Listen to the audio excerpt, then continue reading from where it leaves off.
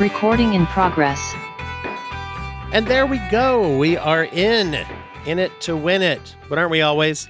Welcome back, everybody, to The Broken Brain. It's me, Dwight, your host, here with you again for another dose of mental health, wellness, and all-around swellness. I haven't used swellness before. I think that's a new one. I'm going to try that, at least today. We'll see if there's feedback. Really grateful to have people here. We're going to talk about ADHD today, and we're really lucky to be able to talk to Alice Gendron, who is joining me from France. Not here. We're not in the same place, obviously, but be nice. Maybe I should have come out there for it. So, Alice, thank you for being here. Really, really glad to have you. I'm glad to be here too. Alice is the author of the new book, The Mini ADHD Coach: Tools and Support to Make Life Easier. I'll add a visual guide. I'm not sure if that's technically part of the subtitle, but there's some cool illustrations and things in here too that we'll want to get into and talk about. But so I've been reading the copy that you were nice enough to share with me, and it's very fascinating. And I love how you break down the ADHD. And it's been a while. We were just talking off mic a second ago. It's been a while since I've had an episode specifically focused on ADHD. About a year or so ago, we did a lot of deep dive into it for a few. And I'm always glad to bring it back because it's so pertinent to people's lives. But so tell everybody a little bit, introduce yourself. How did you get an interest in this field in this area? So yeah, thank you again to invite me here. I'm really happy to be to be able to chat with you about ADHD. It's always very interesting for me to share stuff about it. And so I'm the mini ADHD coach online, mainly on Instagram. We have a big account now, and I started it. Well, it's been 3 years. I don't know the specific date, but it was in August of 2020. And I just got my ADHD diagnosis at 29, and I wanted to just, share stuff, just right after a diagnosis, you can feel very lonely, and I was super confused, and I had this Instagram account that I used to post my on and off creative exploration, and so I just posted a quick doodle saying I have ADHD and it's okay. And actually I don't think I really believed this when I posted this 3 years ago, but I'm glad I did, because more and more people connected with my message and my doodles, and so I kept drawing, and I kept talking about it, and it's been quite a wild ride, and now we have this book, and it's just a crazy opportunity to bring awareness and just offer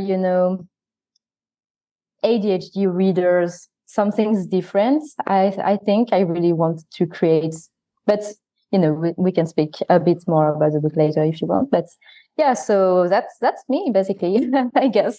Yeah.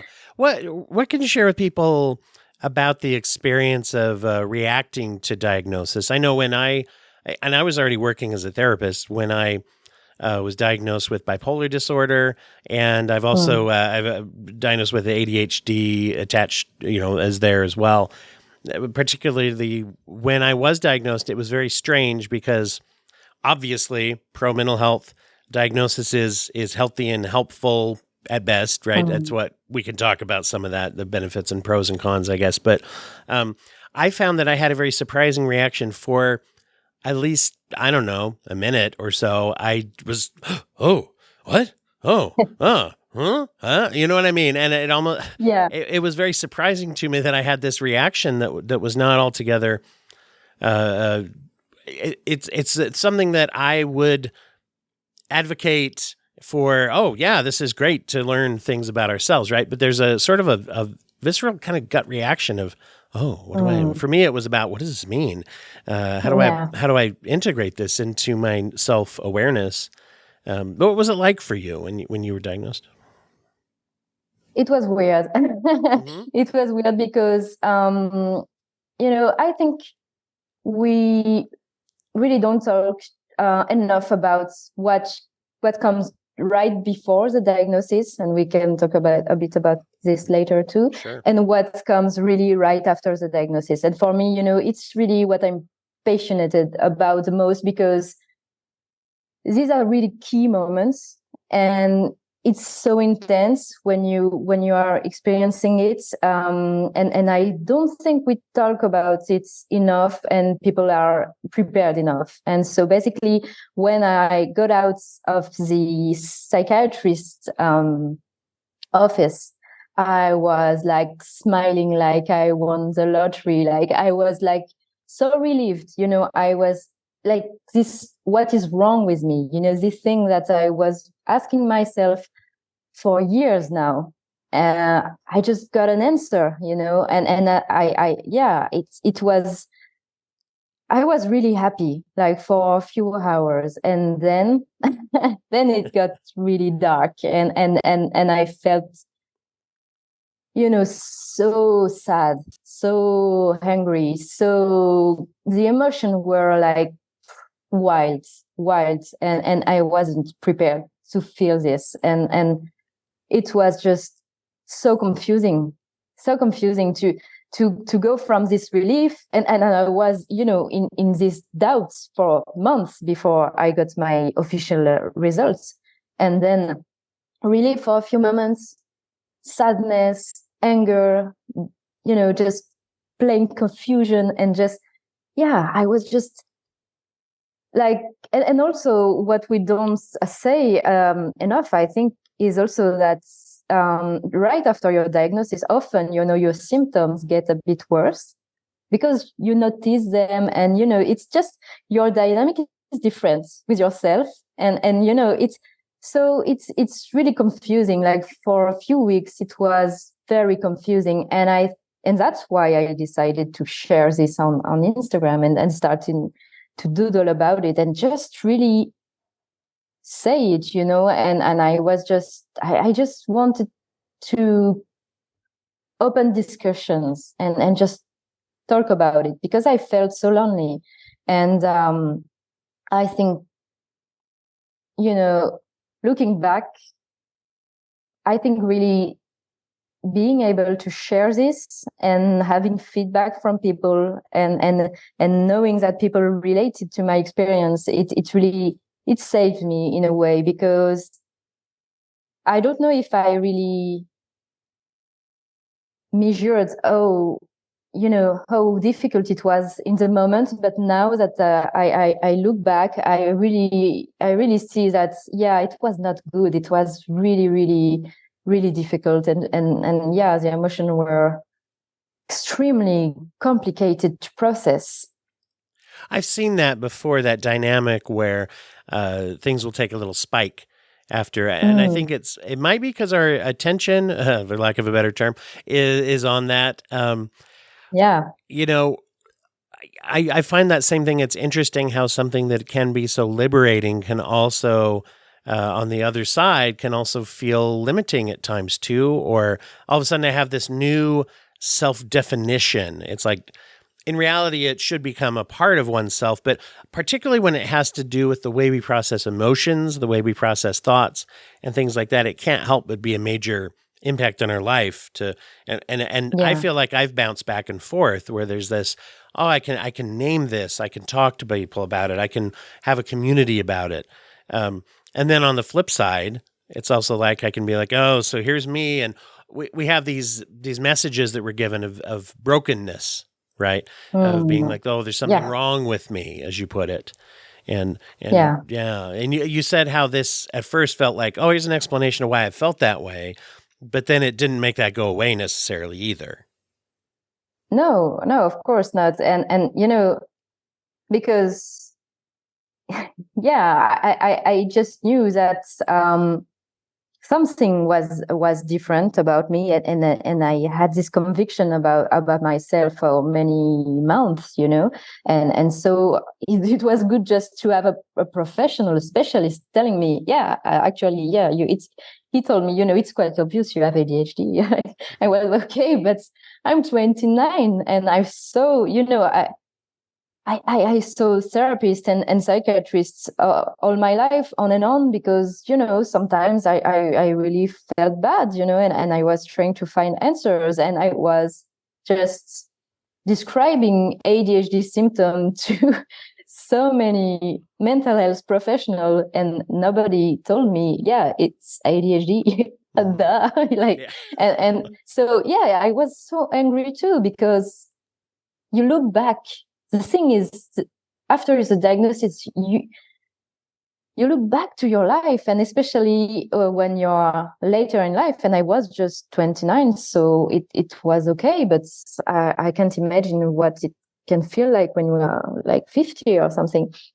You look back and you look back at what you failed in your life, what where you did stuff that's, people didn't understand, or yourself didn't understand. And those terrible moments that come back to haunt you when you're trying to sleep at night, and you just feel so cringy and ashamed of yourself. And then you understand that, it was clearly ADHD, basic behavior, really simple to identify. But you lived with the shame. You lived with, this vision of yourself that, like you say, like you are broken. And now you have to make peace with the fact that you have this vision of yourself and you have this vision of your past. And, you need to rebuild your self-esteem and everything. But it's intense. It's a lot of work, and it will be a lot of work to process everything. And also, there is this hyper focus moment, because you just got such huge information about yourself. You cannot ignore it. And of course, it's important, like, not to identify too much with ADHD as a person, because you are much more than that, of course.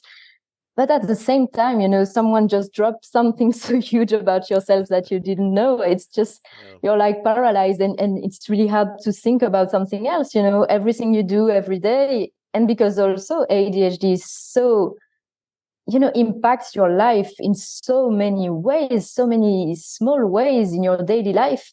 The day after your diagnosis, you can, in everything you do in the day, like from getting out of bed and drinking a coffee to, anything in your social interaction, you will have something in your brain telling you all the time, like, whoa, is that ADHD? Isn't that, that's, man, you hit it right on the head for me. It's like, oh wait, how much of this is this a symptom, or is this a, just is this a, I'm going to say, normal thing that is what we put ourselves into? I think that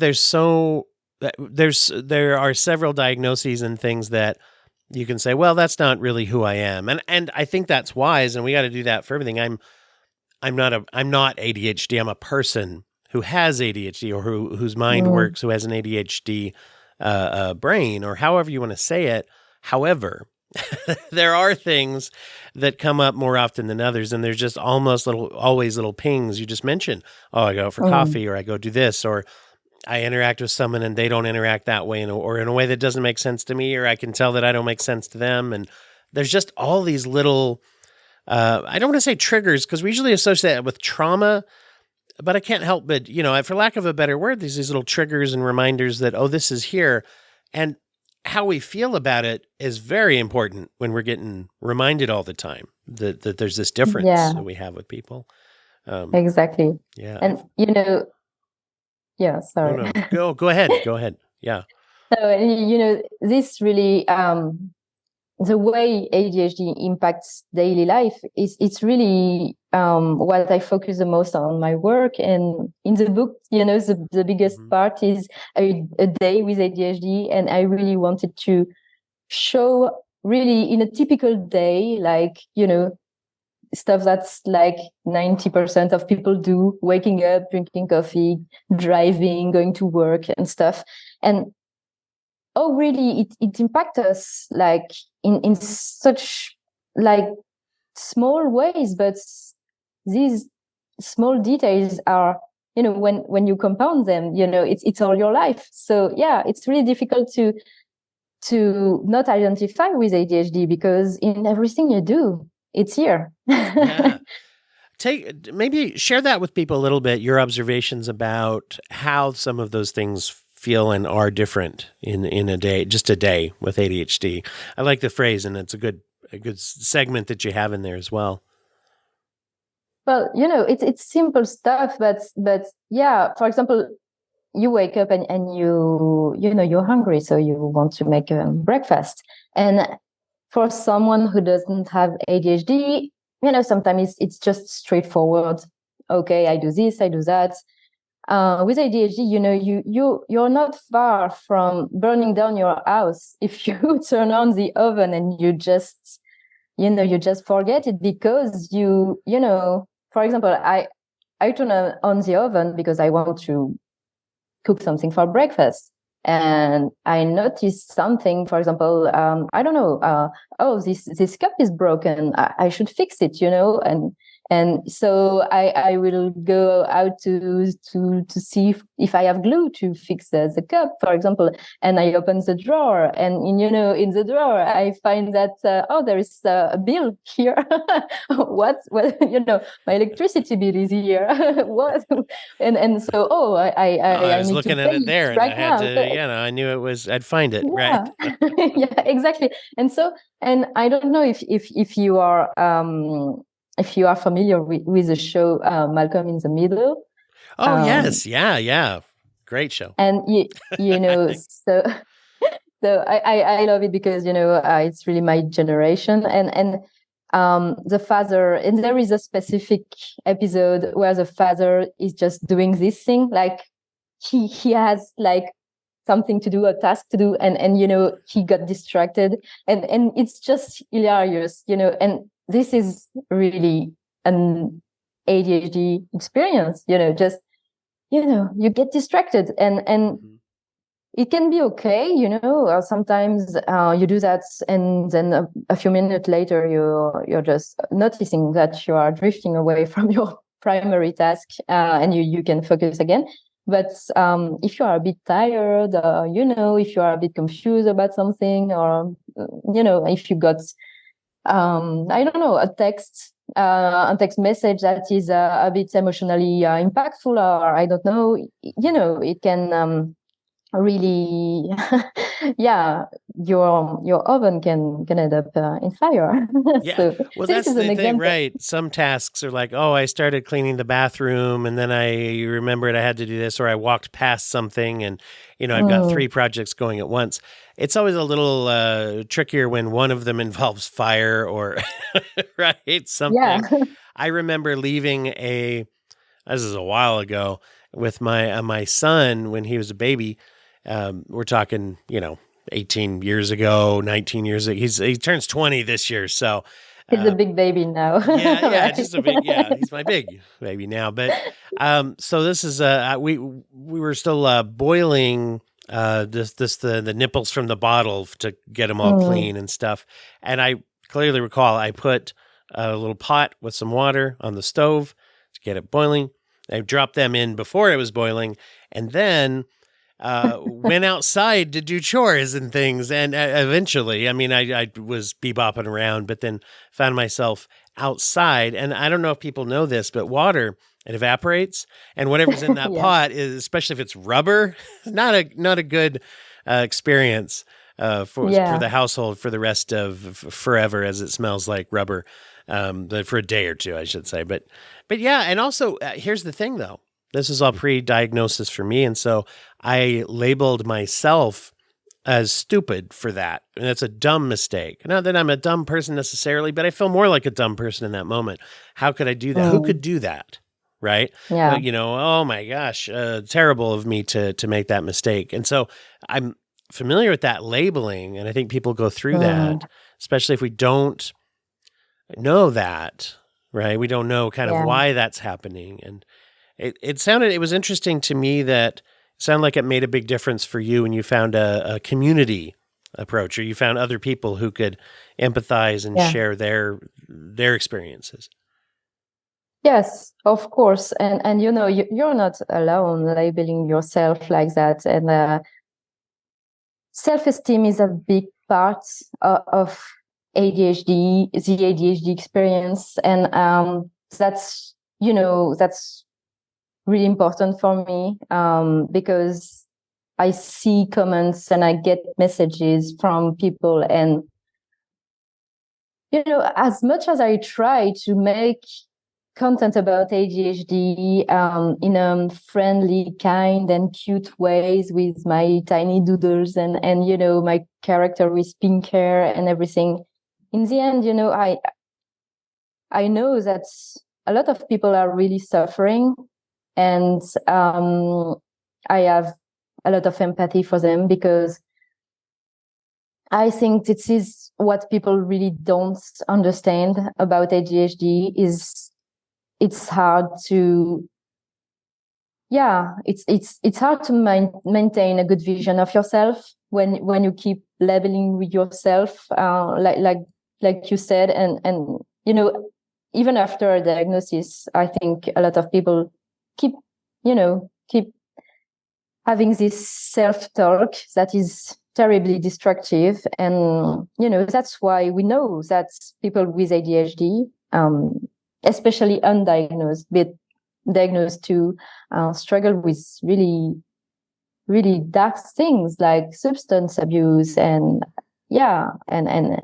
self-harm. And sometimes we forget that, it's not just being easily distracted and impulsive and things like that. But so it's important to understand how it impacts us on a daily basis. But I think it's really important to understand that, because we need to make peace with these behaviors, because the main goal is to develop our self-esteem and to feel better about ourselves, because this is really the main thing behind everything is how can you stop, thinking you're stupid and you're dumb and you're lazy and there's so much negativity towards yourself when you have ADHD. And I think my purpose is really to ease this within people, and I hope I'm making a difference sometimes. But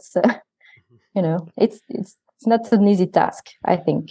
Yeah, and it's interesting. A lot of people I've known, and I see this particularly a struggle for women, which is the misdiagnosis. As you mentioned, ADHD can lead to what's essentially often diagnosed as a depressive disorder. And it's like, well, it's situational depression triggered by me not fitting in with the way the world around me was designed. As I've heard it put, the world and many of the systems in the world were originally designed by people who are neurotypical with a non-ADHD brain for other people with a non-ADHD brain. And so that makes it hard to fit in. And so oftentimes there is that misdiagnosis. And I mean, you mentioned you'd been through some mental health treatment and things, and nobody ever flagged it for a while. Yeah. And my grandfather was diagnosed with bipolar disorder. We have a history of mental health issues within my family, and maybe that's why I'm so passionate about it. And so I grew up, from 18 to 29 with this fear that maybe, I was bipolar too. Because when you have ADHD and you go through moments of hyper focus and you're super excited about a new project, a new job, something, and it really drives you, because we are driven by interest. So it really drives you sometimes for weeks and months, and then what happens? Well, a burnout, because you're just asking too much of yourself, you're not, taking care of yourself, because self-care is also a big issue with ADHD, and we tend to, just brush it off and just, oh, it's okay, I can do that later, and later never comes. And so, so I went between phase of okay, I feel better, I have new interest, and then okay, I will do everything, but within reason. Like it was not like completely weird, and that's why I the mental health professional never told me, there is some things that could seem like bipolar, because it's really like a bit over the top, but so it was within reason. But I felt these waves of, I feel better, and I'm more interested in everything, and then I just crash, and now I understand that it's just ADHD unmanaged. So so I could have been, I think, diagnosed with bipolar, but it was not not the case. But I know a lot of people a lot of women are misdiagnosed with bipolar, and also with borderline personality disorder. That's another label that gets thrown out when people are presenting. And it's only been within the last few decades that there's been serious research on women and ADHD. I mean, it's one of those areas where typically, the little boys would be, they're bouncing around. And one of the pieces of research I think it's been very interesting is that they say, we still use it a lot of times, hyperactivity versus distractibility and all that. But there's some indication that everybody is hyperactive. Everybody with ADHD is hyperactive, but sometimes it's cognitively hyperactive, right? And that's not picked up on as much. And I've also wondered oftentimes how in a lot of societies, the socialization for girls that maybe even breeds a, like an enhanced, like, I got to sit on this. I can't bounce around like that because I'm not supposed to. I'm not a boy. I mean, hopefully it's getting better than it used to be. But I think that was a big barrier, was that prejudice and that socialization that was there. Yeah. Yeah, of course. Definitely. Yeah. It sounds like you maybe experienced some of the things many people do, which is upon diagnosis, the information was, I don't know, how was yours? A lot of times people find that it wasn't great as far as, here's a diagnosis, get out there and Google it, I guess, or maybe talk to your therapist, or it's not always imparted in a way that is specifically helpful right out the gate, so to speak. Yeah, it's really sad that we just give people like a diagnosis and then like if it doesn't really explain what it is, and that's why I'm making content, and I made this book too, and I think it's a great piece of content for people who are just getting diagnosed. And I wish I had something like that, because the psychiatrist who diagnosed me basically told me that my brain was like a house and the windows were broken, but we can fix them. I don't know, something like that. It was super weird, and I was just okay, not coming back to see you, but okay.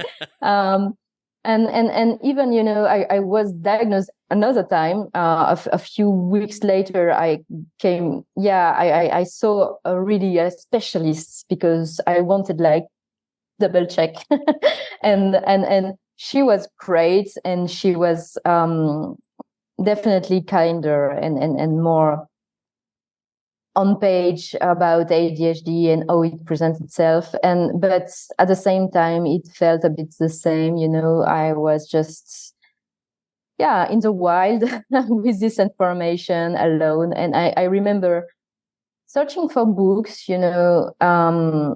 about it, and there are great books about it, definitely. But I wanted to find something that wasn't like too hard to read, and I just went through a lot of research to understand if I did met the criterion, and no, I just wanted to understand myself, but yeah, not yeah. I just wanted to have something simple, and I wasn't able to find something like that, and so I guess I made it. So I hope, yeah. Is that something that's in your personality? Is to say, well, this isn't there, I'm going to create it or find it or go out and problem solve that way? Yeah, I guess I'm really creative.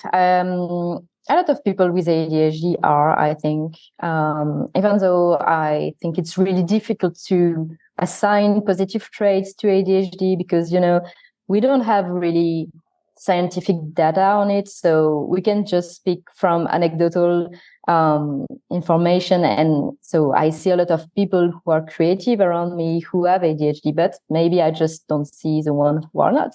So yeah, I don't know, but I am definitely. And yeah, when something is missing, and especially about this question, I really like to find ways to fill the gap when I can.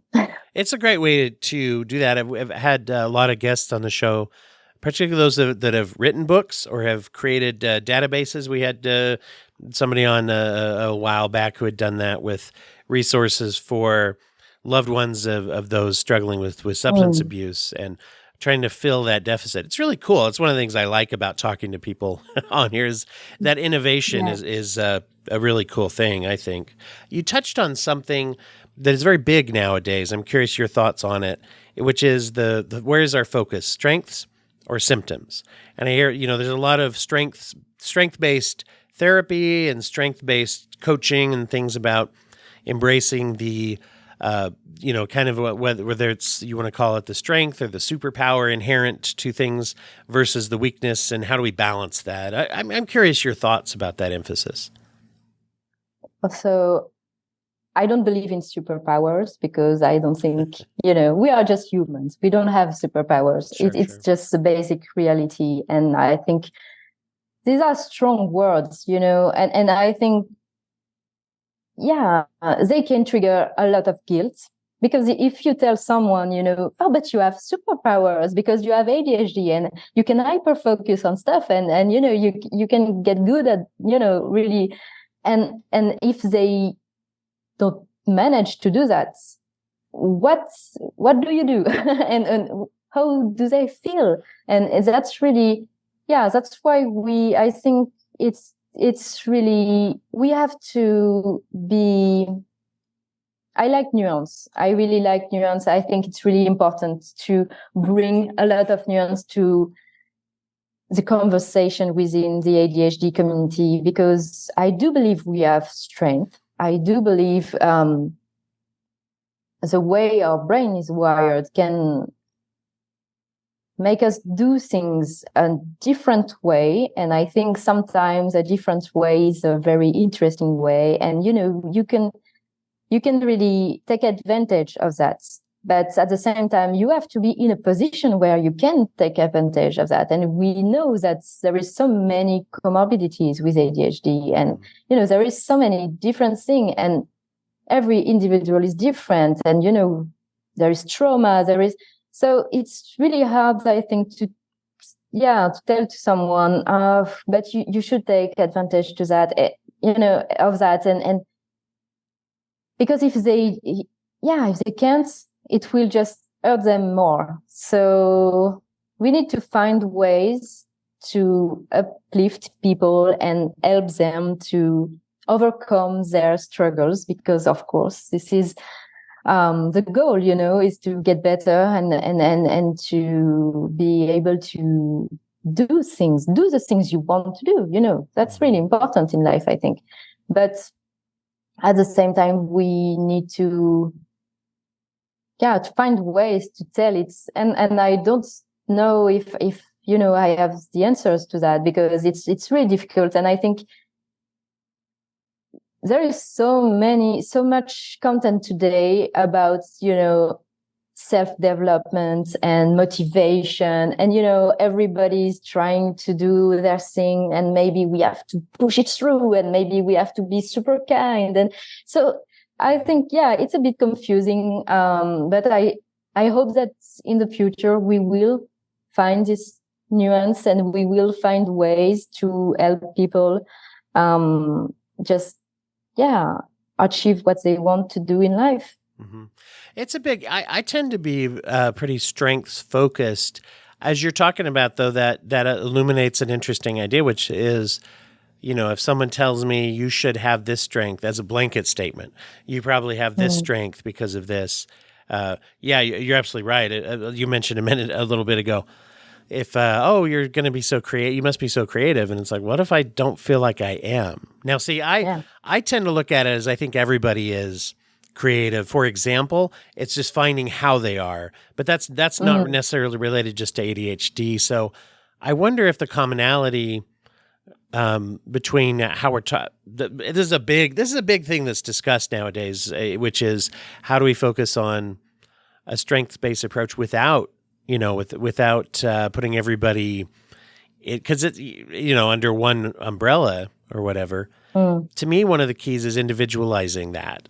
Because I know for me as a strength-based therapist, I'm trying to help everybody feel empowered, and trying to say, what are some of my strengths that I might have as myself, right? That it's not, here's the list that you really should have, or you should double feel bad. I hear what you're saying. That could be like, I'm getting slammed with, hey, I'm having a hard time with this. And it's like, and also you suck at it. You're no good at ADHD because you're not utilizing your hyperfocus. Well, some people do utilize their hyperfocus in a way that's very purposeful and works for them, and others are just very overwhelmed by it. And I think figuring out where's the strength is probably very individualized, if that makes some sense.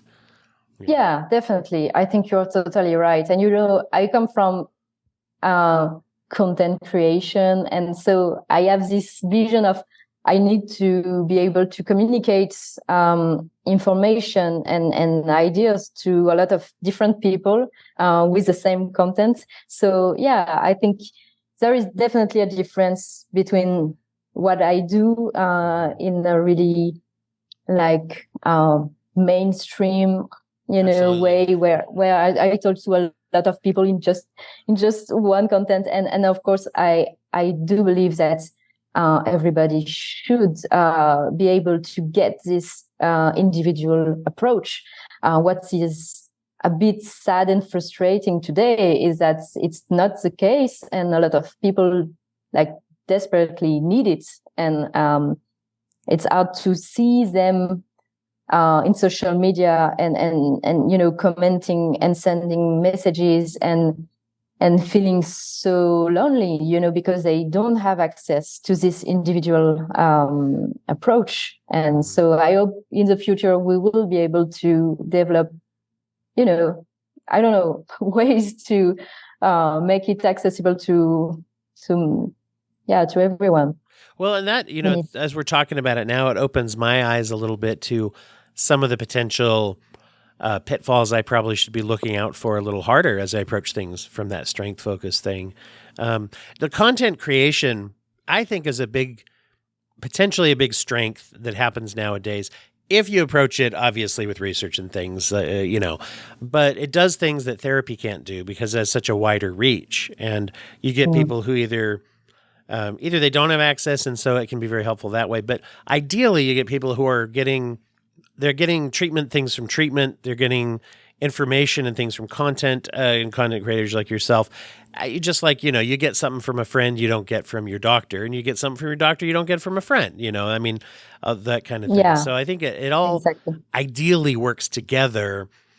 As you put it, often it's not happening that way, but we're trying, right? As a people, hopefully we're trying to move in that direction. And that. And you're so right. And I really like to have feedback from mental health professional, and I work with many of them.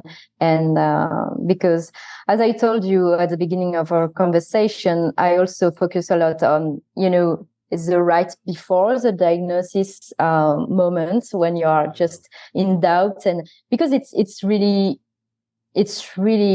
a difficult moment. I don't know which is worse, right before or right after, but right before, I remember feeling that it was excruciating to wait for my appointment and just waking up. I was convinced I had ADHD. I was like, okay, it makes sense. I'm not just lazy, stupid. It's just, I have ADHD. I just need to wait until my assessment and I will have an answer. And, the same day I was going to bed and I was just, no, I'm making it up. I'm just lazy. I'm not struggling enough. I just need to push through and work more. And this was every day for weeks and months. And yeah, it was really difficult. And I created a workbook that is designed to help people going through these moments and just journaling their different symptoms and the memories and everything. And I got a lot of positive feedback from psychiatrists and from mental health professionals because so I created it just because I felt like I could have used it, it could have helped me so much, not feeling, because, you are doing a list on your phones of symptoms and then you forget the list. And the night before your assessment, your official appointment, you are just panicking, thinking, what if I just forget to tell him about this? And it's so much pressure because you are waiting for this moment for months sometimes. Right. I know that feeling of, am I saying the right things to get the most accurate answer? And it's like you're passing an exam, but it's so much more. So it's terrifying. And so I made this simple workbook where people just can understand the symptom a bit better, because like clinical description of ADHD symptoms are just hilarious sometimes. Like, do you feel like you have an engine in your head? Like, no, I don't. It's super weird to picture it that way. So I just, describe these symptoms in a like normal way, just like I felt them. And so people just can write, their memories about childhood and things like that. They just have, somewhere where they compile everything. And so they feel much more prepared. And this is the feedback I got from, the people who used it, and I felt prepared and I felt much better. And I got so many positive feedback from mental health professionals, and some psychiatrists actually recommend my workbook to their patients, because they feel like, okay, we have to send you like this official test and official, forms that you have to fill. And they are really difficult to fill for people with ADHD because they are difficult to understand, and you need to, so basically what I'm trying to say is just that I really like to work with mental health professionals and see how we can work together to create this link between patients and professional. And sometimes as content creators, we just help to smooth this link and make it easier, because I receive so many messages of people who are telling me they are terrified to ask for an assessment to their doctors. And it's not normal, that people feel like this. It's really too bad. So it is. And there is that dynamic sometimes where it's like, well, what if I get an assessment and something's wrong? It's like, well, wouldn't you want to know? I mean, that's logic, right? But emotionally, we're like, well, no, I don't really want to. I mean, yes, I know I should want to know, but I don't know what to do next. If I do it, you're drawing out a very interesting dynamic that I agree with you. No, but nobody's really talking about that very much, which is what happens right before, especially when for a lot of us to trigger going in for an assessment. Often there's crisis or something has happened. Whether it's years and years of feeling not so good, or wow, the life kind of blew up. Now what? Well, I got to figure out what to do and why, right? Yeah, and some people are afraid that they will know that something is wrong. But from what I hear, especially from women, they're afraid that the psychiatrist will tell them everything is okay, you are perfectly normal, and and they are struggling with life. Like they are 25, maybe they just had a baby, maybe they have a new job, and something got a bit more difficult in life generally. There is a new challenge, and they feel like, okay, this is too much. Mm-hmm. Until now, I was struggling, but I was a professional struggler, so I could handle it. But right now, it's just too much. I cannot face it anymore. But they are still just living. They are still kind of okay, and they are really terrified that someone will tell them, actually, I don't think you struggle enough. So, you don't fit the ADHD criterion. And it's really the fear. And it's a fear I got too, because it's a cry for help sometimes when you ask for an assessment. But, some people cry for help in a really quiet and polite way. And if you get this answer of, I think you're okay, you can just, push it through, it's terrible. It's terrible, I think. Yeah, it's a great point to bring up. And one of those wrinkles that you see when you do approach it is that fear of the outcome. You bring up a really good point I hadn't been thinking about, which was, what if it's just dismissed? That's going to feel worse almost than having, I always say that not knowing why something's going on is worse than even a bad answer or a scary answer is better than not knowing, because eventually not knowing is the scariest of all. Well, it's very good. By the way, I really like the way that you've laid out the workbook. It flows very naturally with illustrations, and when you have the different workbook areas. I especially like that you include some tips and techniques, and I feel like that's a huge thing, because the specific living with things, and here's something that actually helps to cope. A lot of times, that's not what we find other places. If it's more academic and just a deep dive on where ADHD comes from, although you do provide that information. But I like the sections where you talk about techniques people can use to help. Well, I want to have you share with everybody where they can find you online and things. But one question I always ask the guests first is, I like to ask if there is a nonprofit or charity or just ways of giving back to the community that are near and dear to them. It doesn't have to relate to ADHD, but it can, but it doesn't have to. Do you have anything like that that's important to you that you'd like people to know about? Well, I think the best way, to give back to the community is, if you have something to say, create content, create your own content.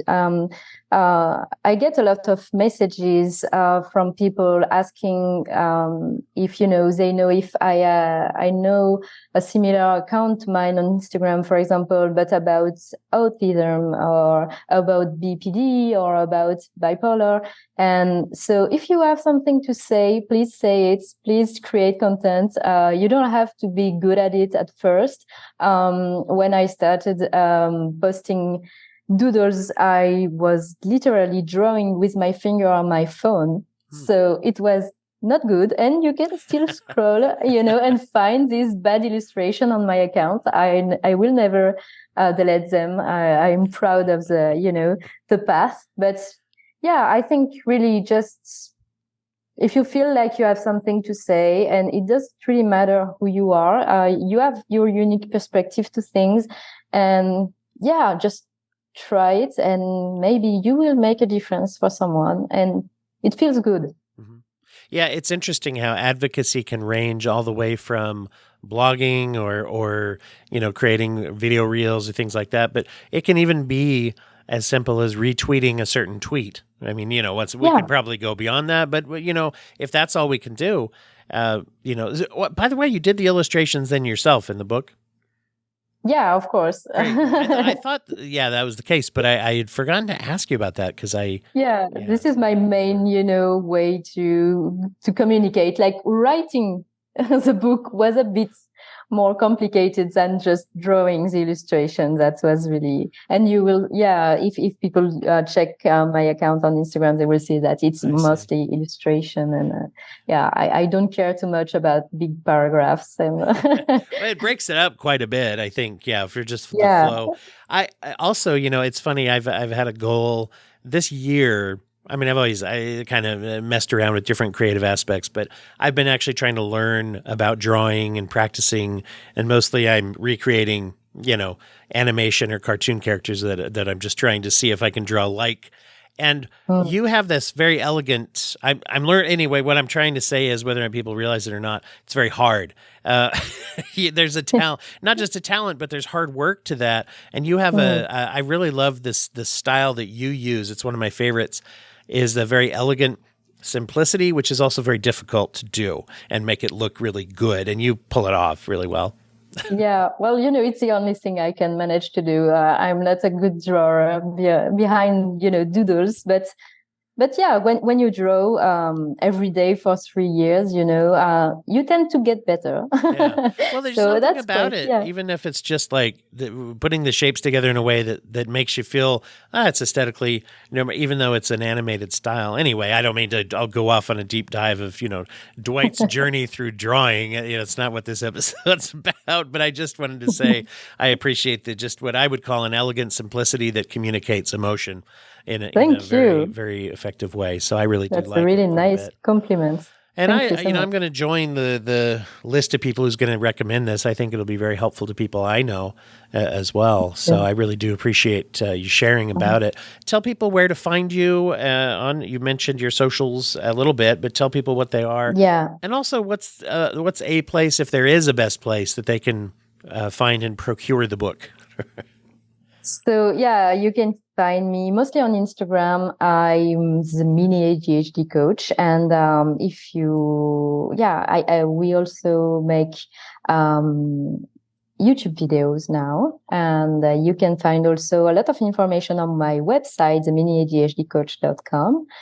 And the book will be available in the US on September 26th, and you can find it pretty much everywhere. Your local bookshop might be the best answer, because we like to support local bookshops, and of course Amazon too, but it's your choice. Sure, you can get it right. No, a lot of people, I've mentioned this before when I interview authors too, and it comes up with the independent bookstores and things. A lot of people don't realize they have the same systems for ordering, and even if they don't have something in stock, or even if it's an indie bookstore that's not in your area that you just follow on Twitter or something, they can often do shipping and things like that as well. Yeah. So it's a good way to support local business people. Yes, it's important. Well, I really appreciate you taking the time. It's always, coordinating these kinds of things. It's morning for me, but it's nighttime for you. So I appreciate, working with that schedule. I want to just mention really quickly to everyone, again, I've been hitting this, the end of this month. It's August of 2023, in case you're listening to this in the future. But August 31st is when I'm going to be doing the second annual Broken Brain awareness event for International Overdose Awareness Day for opioid overdose and deaths. And I'm going to be broadcasting live on that day for the midday portion of the day. Having a couple segments of people coming on, but it's going to be a 4 or 5 hour live broadcast. And so that's going to be coming up at the end of this month. Hopefully everybody tunes into that. It's an important cause, and it was a lot of fun last year, actually, as far as fun as an event that's themed about that can be, but good information and good guests are coming to that too. So everybody listening, make sure to tune into that. And Alice, thank you so much again for being here. Thank you for inviting me. It was a pleasure talking to you.